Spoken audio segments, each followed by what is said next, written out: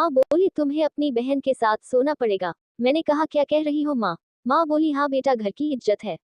कोई बात नहीं, भाई मेरा इज्जत लूट नहीं रहा है, बल्कि इज्जत बचा रहा है।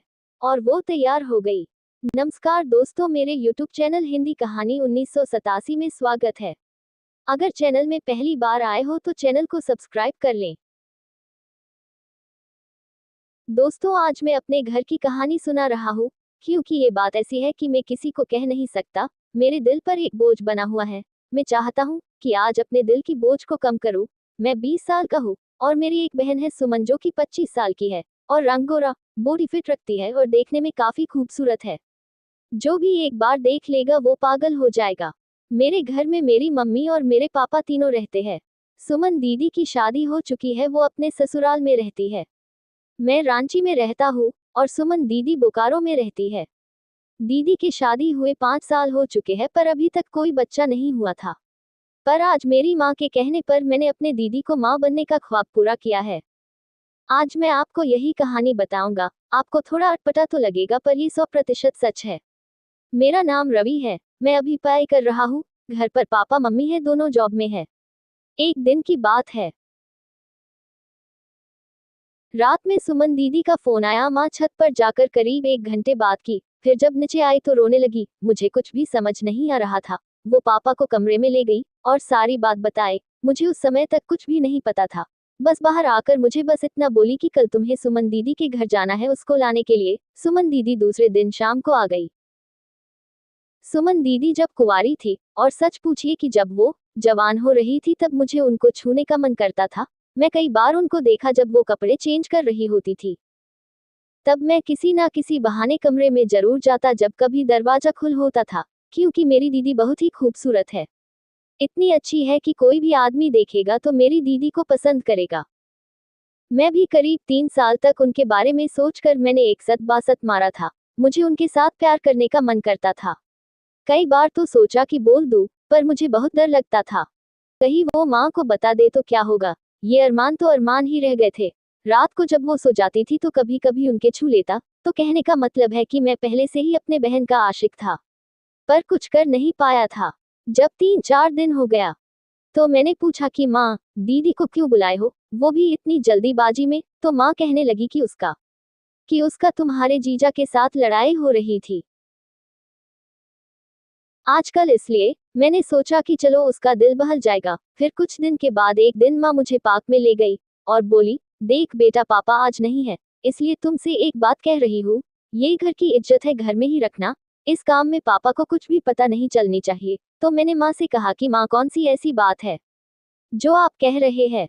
आपके लिए तो मेरी जान हाजिर है, आप मुझे बताओ प्लीज। तो माँ कहने लगी, मुझे सुमन ने बताया है कि वो अपने पति से माँ नहीं बन सकती, दिक्कत उसके पति में है। पर इस बात को उसके ससुराल वाले नहीं मान रहे हैं। कहते हैं दिक्कत सुमन में है। तू अगर चाहता है कि तेरी माँ और तेरी बहन अगर खुश रहे तो तुम्हें एक काम करना पड़ेगा।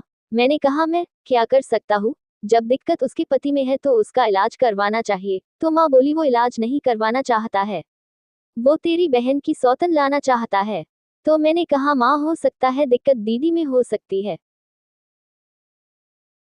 तो माँ बोली, दीदी में कोई दिक्कत नहीं है। मैंने कहा, आपको कैसे पता? तो माँ बोली, मुझे पता है। मैंने कहा, कैसे? तो माँ बोली, मैंने इसका एक बार एबॉर्शन करवा चुकी हूँ। मैंने कहा, एबॉर्शन दीदी का? बोली, हाँ, जब वो कुंवारी थी तभी वो ट्यूशन वाले सर से रिश्ता बना ली थी और प्रेग्नेंट हो गई थी। मैं तो सन रह गया। मैंने सोचा, बताओ, जिंदगी भर में एक सत बासत कर काम चलाया और कोई मेरी बहन को प्रेग्नेंट कर दिया। माँ बोली, क्या सोच रहे हो बेटा? मैंने कहा, कुछ भी नहीं माँ। तो माँ बोली, जिंदगी में बहुत सारे कुछ से इंसान को गुजरना पड़ता है। तो मैंने कहा, तो इस बात से साफ जाहिर होता है कि जीजा जी में ही दिक्कत है। माँ बोली, हाँ, अगर तुम्हारी बहन 1 साल के अंदर माँ नहीं बनी तो वो दूसरा शादी कर लेगा। मैंने कहा, तो मैं क्या कर सकता हूँ? तो माँ बोली, तुम्हें अपनी बहन के साथ सोना पड़ेगा। मैंने कहा, क्या कह रही हो माँ? माँ बोली, हाँ बेटा, घर की इज्जत बचाने के लिए तुम्हें ये काम करना पड़ेगा। मैंने कहा, ठीक है, पर दीदी, वो क्या ये? तो माँ बोली, तू चुप हो जा। मैंने बात किया था दीदी से, पहले तो नहीं मान रही थी, पर आज वो मान गई है। बोली, कोई बात नहीं, भाई मेरा इज्जत लूट नहीं रहा है, बल्कि इज्जत बचा रहा है। और वो तैयार हो गई तो दोस्तों अब मेरे घर में एक दुल्हन आती है और उसका सेज सजाने का काम होता है और दूल्हे दुल्हन के मन में लड्डू फूट रहे होते हैं। बस यही हाल मेरे घर में था। मैं भी सोच रहा था कि रात को दीदी के साथ कैसे होगा। माँ भी खुश थी कि अब तो सुमन माँ बन जाएगी और शायद सुमन दीदी भी खुश होगी। मैं तो कुछ ज्यादा ही खुश था। बरसों की चाहत आज जो पूरी हो रही थी। जिसको जवान होते देख देख आज मैं उसके साथ प्यार देने वाला था। जब से दीदी को ये बात पता चल गया कि मैं मान गया हूँ, वो मेरे सामने नहीं आ रही थी। रात को मैंने खाना खाया, दीदी अपने कमरे में ही खाना खाए और रात को करीब 10 बज गए थे। माँ बोली जा बेटा जा, इज्जत रख ले। मैंने माँ को कहा आप चिंता नहीं करो और माँ अपने कमरे में सोने चली गई। मैं दीदी के कमरे के पास पहुंचा तो दरवाजा अंदर से सटाया हुआ था। मैंने दरवाजे को खोला, अंदर गया। दीदी पलंग पर बैठी थी। वहां जाकर खड़ा हो गया। दीदी मुझे देखी और बोली, क्या कहूँ, मुझे कुछ भी समझ नहीं आ रहा है। क्या ये सही है क्या गलत है मैं खुद सोच नहीं पा रही हूँ। पर इतना तो पता है कि अगर तुमने हेल्प नहीं किया तो मेरी जिंदगी बर्बाद हो जाएगी। मैंने कहा दीदी आप चिंता नहीं करो, आप खुश रहोगे। और मैं पलंग पर बैठ गया और अपना हाथ दीदी की पीठ पर रखा। वो गजब की लग रही थी। वो नजर झुका ली। मैंने उनके फेस को ऊपर उठाया। वो शांत रही और मैं भी शांत ही रहा।